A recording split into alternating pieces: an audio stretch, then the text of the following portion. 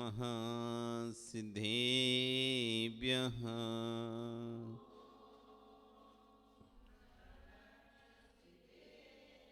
ॐ नमः सिद्धेभ्यः।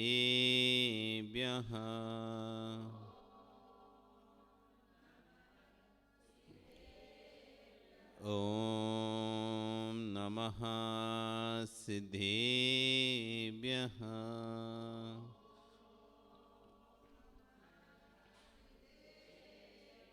तेरी अड़ी खगिड़ाए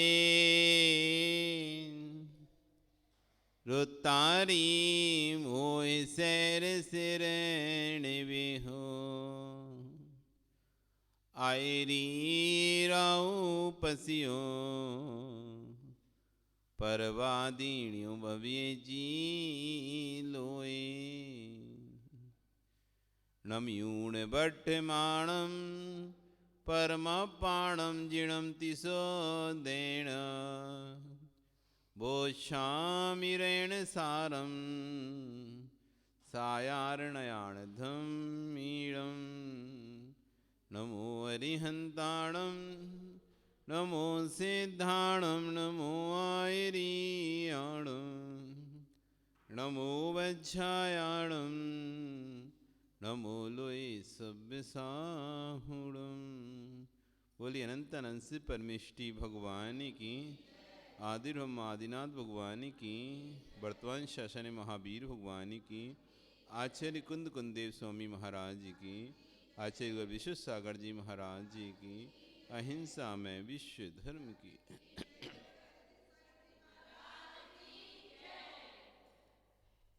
भवबंधु, वर्तमान शासन न्यायिक वर्धमान स्वामी के शासन में आदिनाथ स्वामी की चरण निश्रा में बैठकर हम जिन देशना का श्रवण कर रहे हैं, ग्रंथराज रेणसार जी आचार्य भुवन कुंद कुंद स्वामी द्वारा विचरित ये ग्रंथ, जिसमें सम्यक ज्ञान की चर्चा करते हुए यहाँ पर शुद्ध ज्ञान की चर्चा करते हुए आचार्य भुवन कह रहे हैं, शुद्ध ज्ञान के बिना सम्यक तप नहीं, ज्ञान नहीं होगा तो तप भी नहीं कर सकते। तप वही कर पाएगा जो ज्ञानी होगा। जो ज्ञानी नहीं है वो तप भी नहीं कर सकता। अब कोई कह सकता है महाराज जी तो फिर तो उसके लिए पहले ज्ञान होगा, फिर कैसे तप करेंगे हम, और जो तप कर रहे हैं फिर क्या उनका तप नहीं है? बिल्कुल नहीं है। जब तक ज्ञान नहीं होगा तब तक तप नहीं हो सकता। सम्यक दर्शन, सम्यक ज्ञान, सम्यक चारित्र, तो सम्यक ज्ञान को बीच में क्यों रखा है? सम्यक ज्ञान बीच में क्यों है? पहले क्यों नहीं बोला सम्यक ज्ञान, फिर सम्यक दर्शन, फिर सम्यक चारित्र? अथवा पहले तप को क्यों नहीं रखा? सम्यक तप, फिर ज्ञान, दर्शन। बीच में रखने का कारण ही है सम्यक ज्ञान को। ज्ञान दीपक की भांति है। दहली दीपक जानते हो? दहली दीपक पहले के समय में जब घरों में लाइट नहीं होती थी, लाइट नहीं होती तो चिमनी जला के रख लेते थे। चिमनी, दीपक या लालटेन कुछ भी जलाते थे, वो दहली पर रख देते थे। क्यों? दहली पर इसलिए रखते थे कि ये वाला कमरा भी प्रकाशित हो और ये वाला कमरा भी प्रकाशित हो। दोनों कमरों में, एक कमरे में रखेंगे तो एक ही में रह जाएगा, दूसरे कमरे में क्या रहेगा? अंधकार रहेगा। तो दहली पर रखते थे दीपक। दहली दीपक कहते हैं उसे। दहली दीपक न्याय, ज्ञान दहली दीपक है। जैसे दहली पर रखा हुआ दीपक इस कमरे में भी प्रकाश करता है, उस कमरे में भी प्रकाश करता है, दोनों कमरों में जिनका प्रकाश फैल जाता है, ऐसे ही ज्ञान मध्य दीपक है। ज्ञान होगा तो सम्यक दर्शन में व्यक्ति को श्रद्धा दृढ़ होगा। ज्ञान होगा तो सम्यक चार्ज व्यक्ति कर पाएगा। नहीं तो तप तो तपेगा लेकिन उसे पता ही नहीं रहेगा तप सही है या गलत है। जैसे आप कहीं जा रहे हैं, रास्ते में चल रहे हैं, तो चलना विषय अलग है और उस रास्ते का ज्ञान होना विषय अलग है। चलना रास्ते पर विषय अलग है, लेकिन वो रास्ता कहाँ जा रहा है इसका ज्ञान होना अलग विषय है। यदि ज्ञान नहीं है आपको रास्ते का, कौन सा रास्ता कहाँ जाता है, कौन सा रास्ता कहता आप चले जा रहे हो तो विनोद जी भटकेंगे नहीं भटकेंगे? भटक जाता है व्यक्ति, चलते चलते कब भटक जाता है? ज्ञान नहीं होने से, रास्ते का ज्ञान। शहर में जब आप जाते हैं और रास्ते का ज्ञान नहीं होता तो आप देखते देखते रास्ता भटक जाते हैं, देखते देखते। कब सही चल रहे थे, सही चलते चलते कब गलत रास्ते पहुंच गए आपको ही पता नहीं चलता। जब तक पता चलता है तब बहुत देर हो जाती है। 150 किलोमीटर दूर जब हम आगे निकल जाते हैं तब हमको पता चलता है कि हम रास्ता भटक चुके हैं। और यदि वहीं रास्ते का ज्ञान होता, कभी भी ले जाओ गाड़ी, रात में ले जाओ, दिन में ले जाओ, दोपहर में ले जाओ, कभी भी गाड़ी जाए कभी नहीं भटकोगे। आपको बिल्कुल रास्ते का ज्ञान है, कुछ बिहार से लेके यहाँ तक का ज्ञान है पूरा रास्ते का, तो आप कभी भी गाड़ी लेके आओ कभी नहीं भटकोगे। अकेले आओ, 4 लोगों के साथ में आओ, किसी के साथ में आओ, कभी आप रास्ता नहीं भटक सकते। क्यों? आपको ज्ञान है। और ज्ञान नहीं है और चल दिए रास्ते पर, बोल दिया कि सीधा सीधा जाना है। अब सीधा सीधा जाके कब हम मुड़ गए पता नहीं चला। गाइड करता रहा था, मैप पे हम सर्च करते रहे और मैप के सहारे चलते और तब भी हम भटक गए। क्यों? हमें रास्ते का ज्ञान नहीं था। तो ऐसे व्यक्ति तप करता है। शुरुआत सम्यक तप से शुरू करता है, लेकिन चलते चलते कब उसका रास्ता बदल जाता है, यदि ज्ञान नहीं होगा तो उसको पता नहीं चलेगा मैं दूसरा रास्ते पे पहुंच गया हूं। कब वो दूसरे रास्ते पर मुड़ गया नहीं पता चलता। यदि ज्ञान होगा तो उसे तुरंत समझ में जाएगा, अरे अरे अरे ये रास्ते नहीं जाना मुझे, ये रास्ता मेरे सम्यक ज्ञान तप का रास्ता नहीं है, ये रास्ता तो मेरे मिथ्या तप के लिए जा रहा है, ये रास्ता तो मुझे भटका देगा, ये रास्ता ये नहीं है, रास्ता ये है। जब चौराहे आता है तो जिसको ज्ञान होता है तो चौराहे पे वो समझ जाता है इस रास्ते जाना है कि इस रास्ते जाना है। और नहीं होता तो या तो यदि वो किसी से पूछ ले तो सही चला जाएगा, और नहीं पूछे तो भटकने के पूरे पूरे चांसेस हैं उसके। चौराहे पर किसी अनजान शहर में चौराहा आया है और आपको पता नहीं कौन से रास्ते पे जाना है, लेफ्ट जाना है, राइट जाना है, सीधे जाना है, दाहिने जाना है, तो आप क्या करोगे? कहीं भी मुड़ जाओगे। कहीं मुड़ जाओगे तो अब वहां 2 बातें हैं, या तो आप गलत जा सकते हो या किस्मत रही तो सही भी जा सकते हो, या फिर आपको पूछना पड़ेगा खड़े होकर कि भाई कौन सा रास्ता कहां जा रहा है। तो ज्यादा चांसेस हैं भटकने के। ज्यादा चांस किसके हैं? भटकने के। यदि आप बिना ज्ञान नहीं है और आप निकल गए सीधे, अरे कोई नहीं पूछ रहा, वो पता है हमें सीधा सीधा जाना है, हमें तो सीधे। कभी कभी ऐसे रहता है ना व्यक्ति को, उससे कभी पूछ लो, पता कर लो, अरे नहीं सब पता है, तुम चिंता नहीं कर, चलते चलो चलते चलो।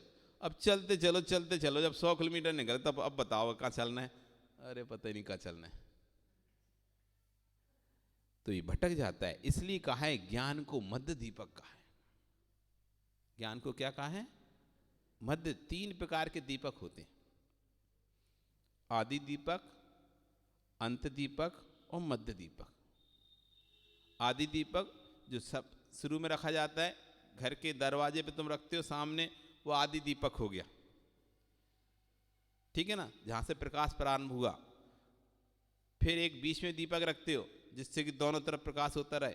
फिर आखिरी, सबसे घर के आखिरी में जाके दीपक रख के आते हो। 3 प्रकार के दीपक होते हैं। तो जो आदि दीपक होता है वो अंदर प्रकाश देता है, जो मध्य दीपक होता है वो दोनों तरफ प्रकाश देता है, जो अंत दीपक है उधर से अंदर की ओर प्रकाश देता है। इस तरह से 3 दीपकों की व्यवस्था है। तो ये ज्ञान मध्य दीपक है। कौन है ये? मध्य दीपक है। जैसे नमोकार मंत्र आप पढ़ते हैं तो वहां पर नमो लोए सभ्य साउडम आखिरी में पढ़ते ना, तो जो सभ्य लोए सभ्य साउडम जो पद है वो अंत दीपक है। आखिरी में रख दिया मतलब ऊपर तक जाएगी इसकी आवृत्ति, आगे तक जाएगी। यानी नमो लोए सब अरिहंताणम, जगत में जितने भी अनंत परमेष्ठी हैं उनको मेरा नमस्कार हो। नमो लोए सभ्य सिद्धाणम, लोक में जितने भी सिद्ध हैं उनको मेरा नमस्कार हो।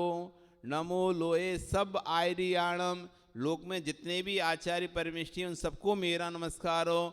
नमो लोए सब उपध्यायाणम, लोक में जितने भी उपाध्याय परमेष्ठी हैं उन सबको मेरा नमस्कार हो।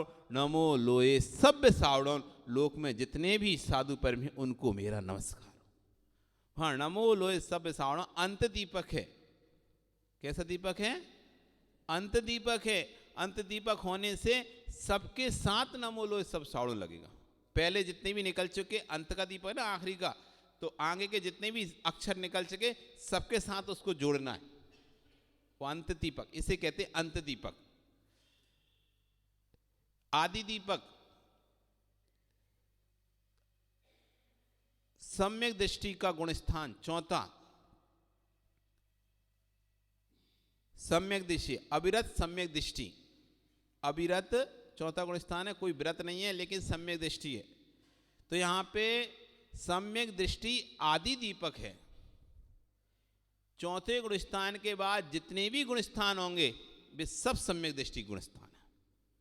पांचवा गुणस्थान देश विरत सम्यक दृष्टि। छठवां गुणस्थान महाव्रत सम्यक दृष्टि, अप्रमत्त व्रत सम्यक दृष्टि। सातवां गुणस्थान अप्रमत्त व्रत सम्यक दृष्टि। आठवां गुण अनुवृत्ति कर्ण सम्यक दृष्टि।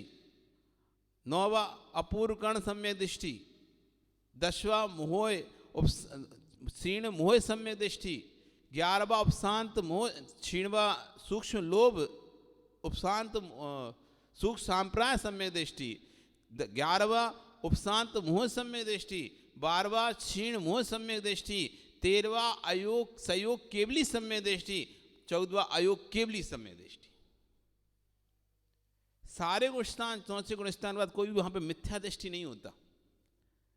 चौथे के पहले सब मिथ्या दृष्टि, 1 2 3 ये मिथ्यात्व के गुणस्थान, लेकिन 4 5 6 7 8 9 10 11 12 13 14 ये सब सम्यक गुण। इसलिए एक बार सम्यक कह लिया, अब आगे सब में सम्यक जोड़ते चले जाना। ये आदि दीपक है। सबसे पहले सम्यक बोल दिया, अब आगे जितने भी गुणस्थान है वे सम्यक के गुणस्थान है। ये आदि दीपक हो गया। मध्य दीपक सम्यक ज्ञान, ये मध्य दीपक है। इधर भी और उधर भी, जो ज्ञान को भी, दर्शन को भी मजबूत कर रहा है, श्रद्धान को भी मजबूत कर रहा है और चारित्र को भी मजबूत कर रहा है। ये मध्य दीपक हो गया। इस तरह से आगम की व्यवस्था है। तो यहाँ कह रहे हैं कि बिना ज्ञान के श्रुत का, बिना श्रुत ज्ञान के आपका तप व्यर्थ है।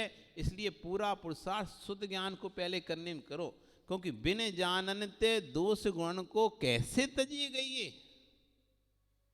यदि आपको ज्ञान नहीं है तो क्या दोष है, क्या गुण है, कैसे कहोगे आप उसे? एक वस्तु आपके पास ला के दे दी गई, अब इसके बारे में आपको जानते नहीं, उस वस्तु के बारे में, तो उसको रखना है कि छोड़ना है या उससे मध्यस्थ होना है, कैसे पता चलेगा? कोई वस्तु आपके पास आई है, उसको आपको अपने घर में रखना है कि नहीं रखना है, या फिर मध्यस्थ हो जाना है, रहे सो ठीक जाए सो ठीक। 3 प्रकार की परिस्थिति बनती है ना। कोई वस्तु आती है तो हम उसको या तो अपने घर में रखते हैं या कहते हैं भाई नहीं हमें नहीं रखना, अथवा फिर कहते हैं अब वो जाने, रहे तो ठीक नहीं रहे तो ठीक, हमें ना रहने में कोई दिक्कत है, जाने में भी हमें कोई दिक्कत नहीं, हम तो मध्यस्थ हैं, न्यूट्रल हैं उससे।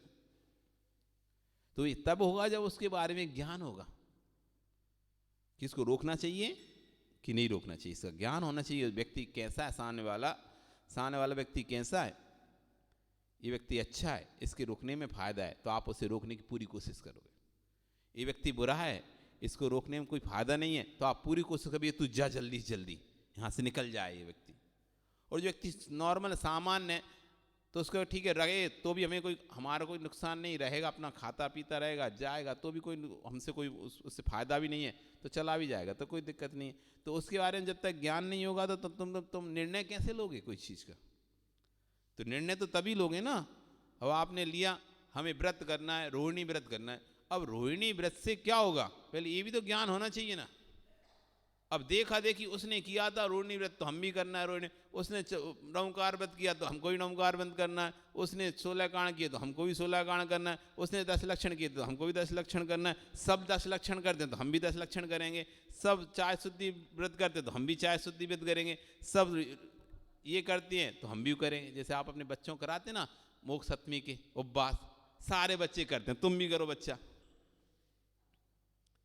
नहीं कराते क्या? हमने क्यों नहीं करें? यही तो करे थे, वही वो शुरू कर दो, सब बच्चे करते हैं तुम भी कर दो, है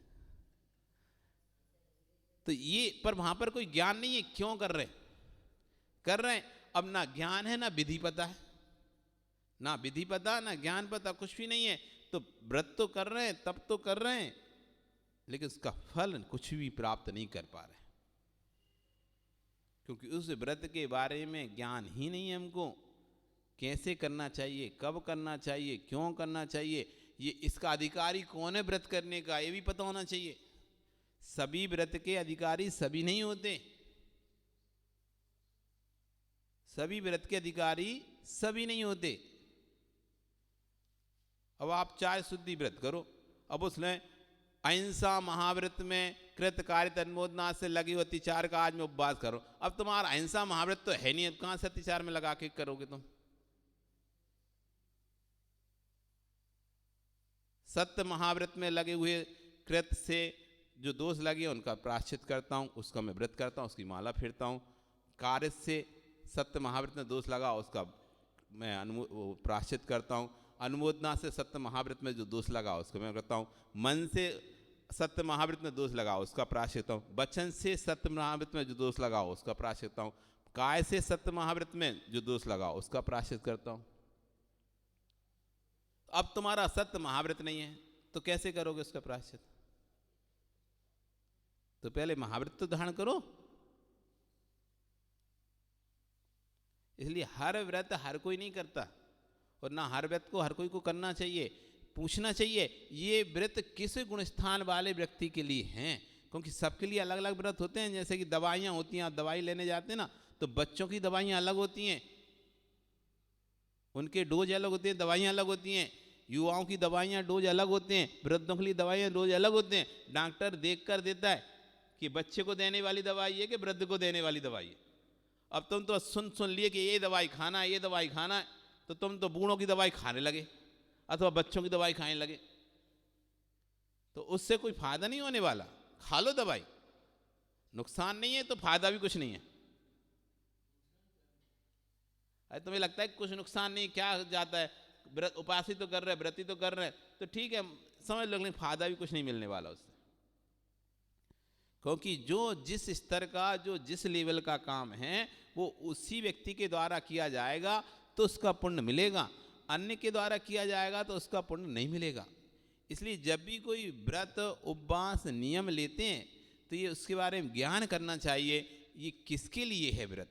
साधु के बनने के बाद ही व्रत को करना है कि साधु बनने से पहले इस व्रत को करना है?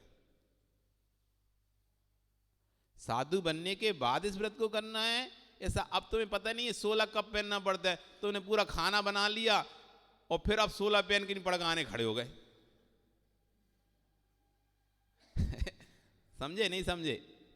तो ये नहीं पता था कि 16 कब पहनना पड़ता है, कि खाना बनाने से पहले 16 पहन के खाना बनाना पड़ता है कि खाना बनाने के बाद पहनना पड़ता है।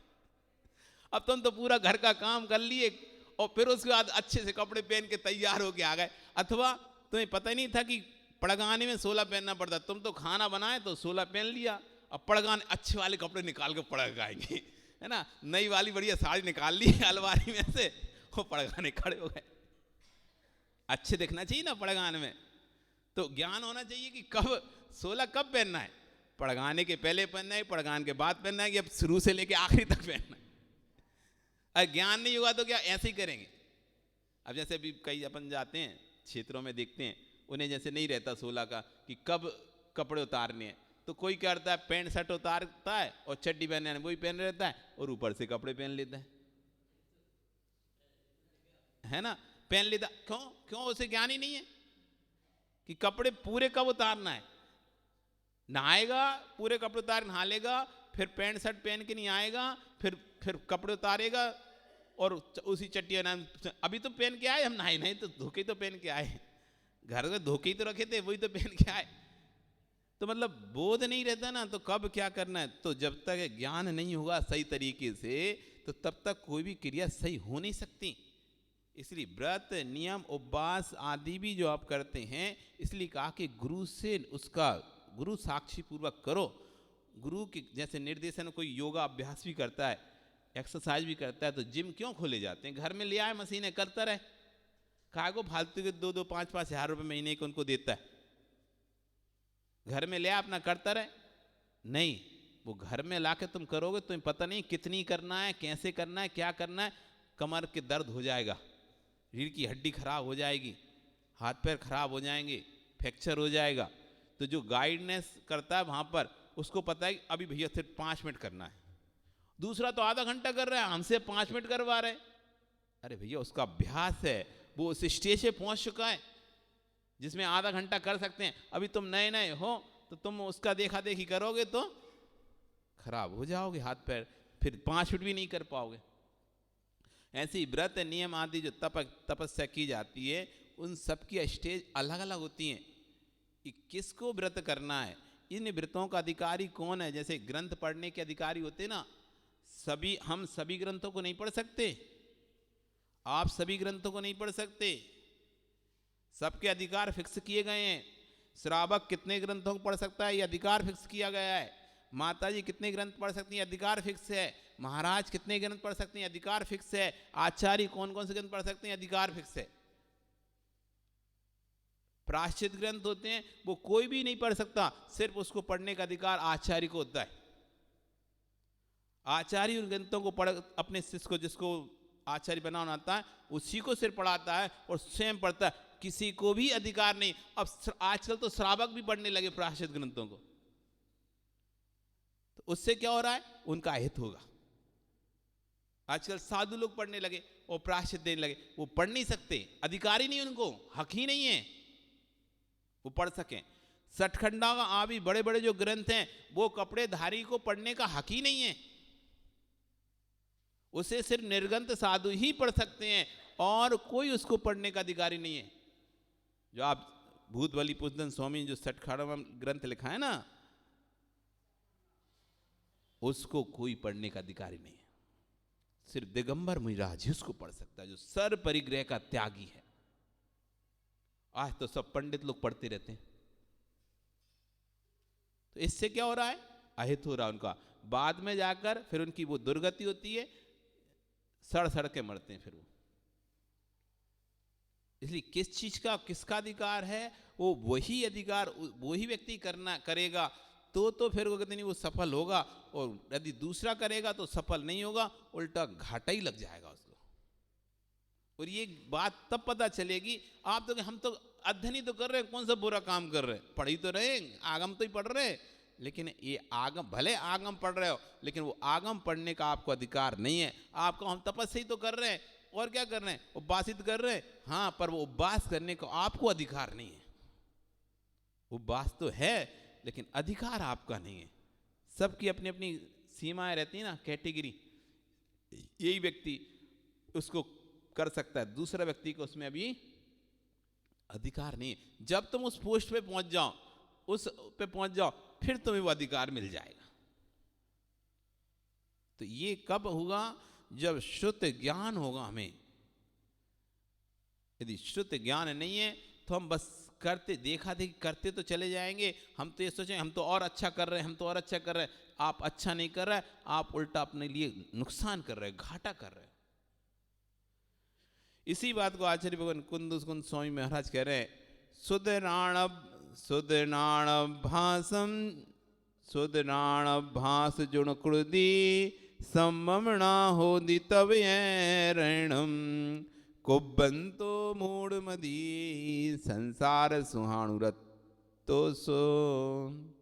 जो शुद्ध नाणाभ्यासम, जो शुद्ध नाण का अभ्यासम ना कुड़दी, नहीं करता है, जो श्रुत ज्ञान का अभ्यास ना कुड़दी नहीं करता है, सम्मम ना होती तब वैणम, उसका तप सम्यक नहीं कहलाता। अब करते रहो कितनी तपस्या, हम नहीं कह रहे, नहीं तुम हम पे आ जाओ बोलने महाराज जी आप ऐसा बोल रहे थे। आचार्य भगवान खुद कह रहे कुंद कुंद स्वामी कि जिसको शुद्ध ज्ञान का अभ्यास नहीं है, ना करती सुनाण अभ्यासम, जो शुद्ध ज्ञान का अभ्यास नहीं करता, सम्मम ना होदी तप वैणम, उस यणनम, उसका तपस्रण सम्यक नहीं होता। कुबंतो मूढ़मती, कुशुद्ध ज्ञान, शुद्ध ज्ञान को अभ्यास किए बिना मूढ़मदी, मूढ़मदी संसार सहानुरक्तोसो, संसार के सुखों में ही अनुरक्त रहता है। उसे संसार के सुख तो मिल जाएंगे, तपस्या करेगा। आज जो भी अन्य मतावलंबी अन्य लिंगी लोग तपस्या कर रहे हैं, शुद्ध ज्ञान का तो उन्हें अभ्यास ही नहीं है कि क्या सम्यक तप है। क्या कोई अग्नि जला के तप कर रहा है, कोई एक पैर से खड़े हुए तप कर रहा है, कोई एक हाथ को ऊपर करे खड़ा कर रहा है, कोई लंगोटी लगाए ठंडी में हिमालय पे बैठ के तप कर रहा है, कोई जूट बढ़ाए जटा बढ़ाए तप कर रहा है, कोई अनेक प्रकार के भेष बड़ा बढ़ा के तप कर रहे हैं। ये कुतप है, सुतप नहीं है। इनसे उन्हें संसार सुख तो मिल जाएगा, संसार सुख, क्योंकि यहां पर उन्होंने क्या ना देव बनेगा, देव बनने के लिए कहा है सराग संयम सईमा सईमा काम निर्जा बाल तपांसी देवस्य। देव कौन बनता है? सराग संयम, जो सराग संयम को धारण करता है, मतलब पंचम गुण स्थान वर्ती होता है, वो व्यक्ति देव बनता है। संयमा संयम, जो सराग संयम मतलब छठवां गुण स्थान वर्ती जो यानी मुनि बनता है, वो देव बनता है। संयम संयम जो पंचम गुण स्थान वर्ती जीव होता है, वो देव बनता है। सराग संयम संयमा संयम काम निर्जा, अकाम निर्जरा करता है, वो भी देव बनता है। बाल तपांसी, जो मिथ्या तप करता है, खोटा तप करता है, वो भी देव बनता है। तो देव बनेगा तो वहाँ सुख तो मिलेंगे ना संसार के। छोटा छोटा सा भी देव मिलेगा तो कम से कम उसको अधिकतम मिली तो 32 रानियां तो देवियां तो मिल ही जाएंगी उसे भोगने के लिए, और सुख स्वर्ग के सुख मिलेंगे भोगने। तो खोटा तप करेगा उसको भी स्वर्ग मिलेगा, लेकिन नीचा वाला स्वर्ग मिलेगा। जो सम्यक तप करेगा उसको ऊंचा वाला स्वर्ग मिलेगा।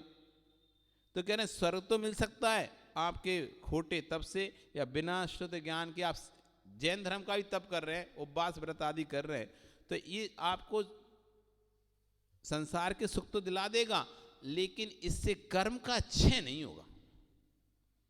जो हम चाह रहे थे डबल बेनिफिट कि भाई कर्म का क्षय भी हो। तपस्या करने का मतलब क्या है? तपस्या करने का उद्देश्य तो यही है ना कि कर्म का क्षय के लिए। तो किस लिए करते हैं तपस्या? संसार के भोगों की प्राप्ति के लिए कि कर्म क्षय के लिए? गेहूं किस लिए बोया जाता है? सुजीत, अनाज गेहूं आदि बोते हैं तो भूसा के लिए बोते हैं कि अनाज के लिए बोते हैं? अनाज के लिए बोते हैं ना। भूसा तो फ्री में मिल जाता है, भूसे के लिए कोई अनाज नहीं बोता। कोई पागल ही होगा जो भूसे के लिए अनाज बोए और फिर जब वो बाल आए तो गेहूं गेहूं फेंक दे और भूसा भूसा रख ले। हम तो भैया भूसे के लिए बोए थे।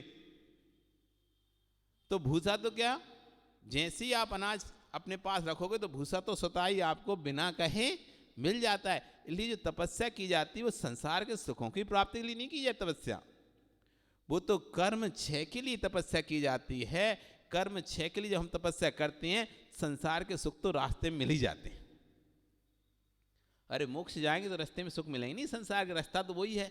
निकलना तो यहीं से ही पड़ेगा, मध्य लोक से ही निकलना पड़ेगा, स्वर्ग लोक से ही निकलना पड़ेगा, तभी तो मोक्ष जा पाओगे।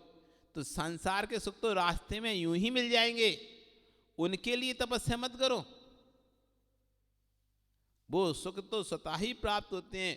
तपस्या करनी है तो कर्म क्षार्तम तपते इति तपा। तप की परिभाषा जो है क्या है? कर्म क्षार्तम तपते इति तपा। जिस तप में कर्म का क्षय होता है वही तप तप है। जिस तप में कर्म का क्षय नहीं हो वो तप संज्ञा को प्राप्त ही नहीं होता। इसलिए आचार्य भगवान पहले लिख दिए कर्म क्षार्थम, कर्म के क्षय के लिए, तपते जो तपता है, अपने आत्मा को तपाता है, इति तपा, वही तप है जिसमें कर्म क्षय का कोई उद्देश्य नहीं है, बस या तो मान बढ़ाई का उद्देश्य है अथवा गिनती का उद्देश्य है कि हमने इतने कर लिए, इतने व्रत पूरे, एक किताब ले ली, व्रत वैभव उठा लिया, व्रत उपवास किताब ली, उसमें देखते जा रहे हैं, ये हो गया टिक, अब ये करना है, ये टिक, ये टिक, चलो हमने 25 कर लिए, मतलब 25 प्रकार के कर लिए, 10 प्रकार के कर लिए, 5 प्रकार के कर लिए, तो उससे आपका कल्याण नहीं होगा। इसलिए यहां पर उद्देश्य क्या है? कर्म क्षयार्थम, और कर्म का क्षय तब होगा जब तुम्हें सम्यक ज्ञान होगा। कब होगा कर्म का क्षय? ज्ञान होगा कि कौन सा व्रत, कौन सा तप, कौन सा नियम कैसे लेते हैं, कैसे करते हैं, कैसे उसकी पूर्णता होती है, कैसे उसका प्रारंभ होता है। जब तक ये पूर्ण ज्ञान नहीं है तो नहीं होगा। तो जो शुद्ध ज्ञान का अभ्यास नहीं करता है उसके तपस्चरण सम्यक नहीं होता है। उसका तपस्चरण कैसा सम्यक नहीं होता है? शुद्ध ज्ञान अभ्यास किए बिना तपस्चरण करने वाला वह अज्ञानी सांसारिक सुखों में अनुरक्त है। वो तो सोचे सब संसार के सुख मिलते रहेंगे और वो फिर कर्मों को बंद करता रहेगा। ये तो चैन है, चैन चलती है संसार के।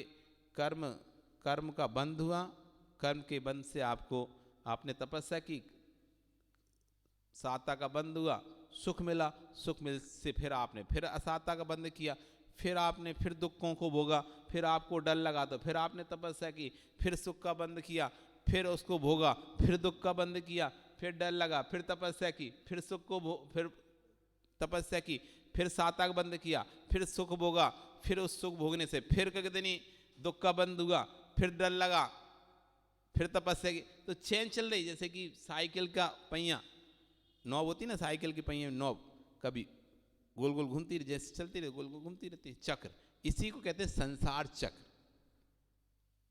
कर्म से भोग मिले, भोगों से फिर कर्म का बंद हुआ, फिर कर्म का से भोग मिले, फिर भोगों से कर्म का बंद हुआ, फिर कर्म से भोग मिले, भोग भोगे, परिणाम किए, फिर नया कर्म का बंद बना, फिर नया भोग मिला, फिर उससे परिणाम किए। तो इस तरह से चक्र चलता है, टूटता नहीं है। ये टूटेगा चक्र तो सम्यक तब से चक्र टूटेगा। जैसे किसी चीज को तोड़ना पड़ता है तो क्या करते हैं, कोई लोहे की यदि सुजी, तुम तो देखते हो ना, लोहे की ऐसी गोल भी चीज हो, लंबी चीज हो, उसे तोड़ना है तो क्या करोगे? ज्ञानी हो, बताओ। जल्दी तोड़ना है, जल्दी तोड़ना है। वेल्डिंग मशीन है तुम्हारे घर में? नहीं है वेल्डिंग मशीन है, तो उस वेल्डिंग मशीन में तुम फंसाओगे रॉड, और वो इतनी तेजी से, गैस की वेल्डिंग है या नॉर्मल वेल्डिंग है, टुकड़े हो जाएंगे दोस्त पाइप के। नहीं देखा कभी?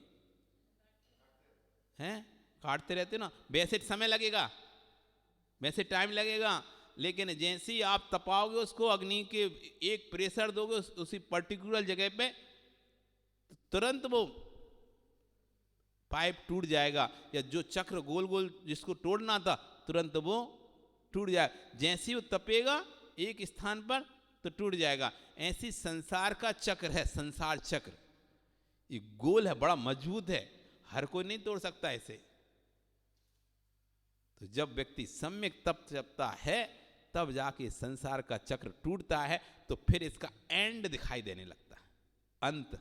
अभी तो गोल में तो अंत नहीं दिखाई देता ना, गोल वस्तु में अंत कहाँ है? यहां से घूमते रहोगे सोचते रहोगे तो कहाँ मिलेगा अंत? है, पहने तुम लोग कड़ा, कड़ा पहने नहीं पहने? इसका एंड कहाँ है कड़े का? देखो, नहीं है, नहीं दिख रहा।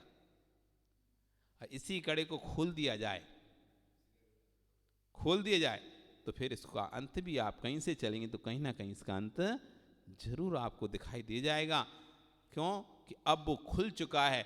अभी तो गोल था, बस यहाँ से हाथ फेरे, ऐसे ऐसे फेरे, फिर वापस वहीं आ गए, फिर फेरे तो फिर वहीं आ गए, कहीं एंड ही नहीं दिखाई दे रहा था। लेकिन जैसे ही खोल दिया और यहाँ से हाथ फेरे, ये अटक गया, लो ये आ गया इसका अंत, ये आ गया इसका अंत।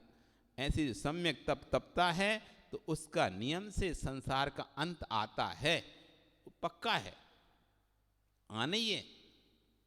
संपर्क में आएगी, अग्नि के संपर्क में आएगा कोई भी चीज तो उसका पार्ट हो जाएगा, तो उसका अंत भी फिर दिखाई देने लगेगा, इस संसार का भी अंत हमको फिर दिखाई देने लगेगा। इसलिए यहाँ पर कह रहे हैं शुद्ध ज्ञान का अभ्यास करो।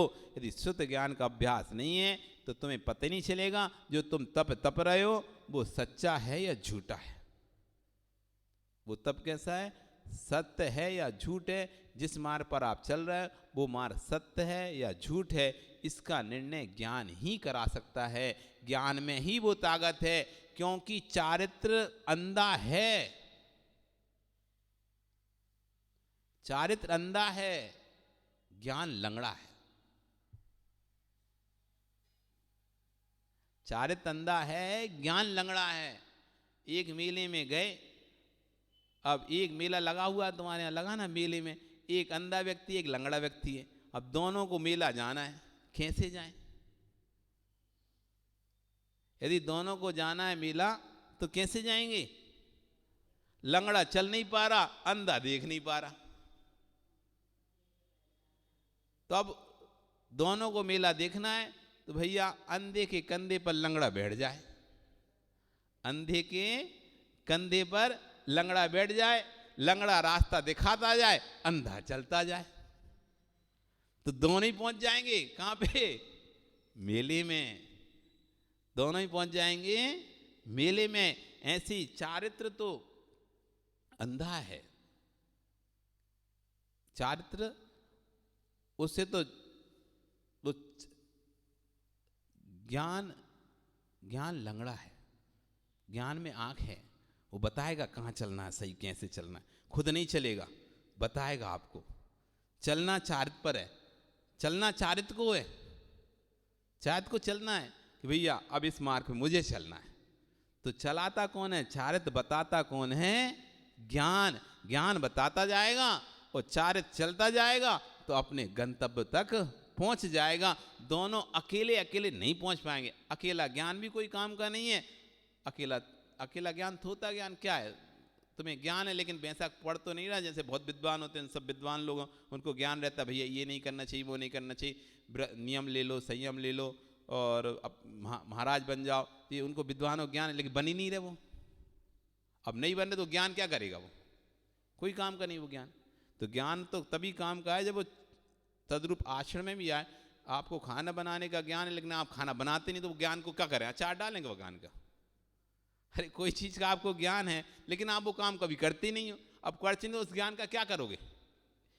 ज्ञान है तो वैसा करो भी, तो फिर करो वैसा, तो वो करना नहीं है तो उस ज्ञान को क्या करोगे?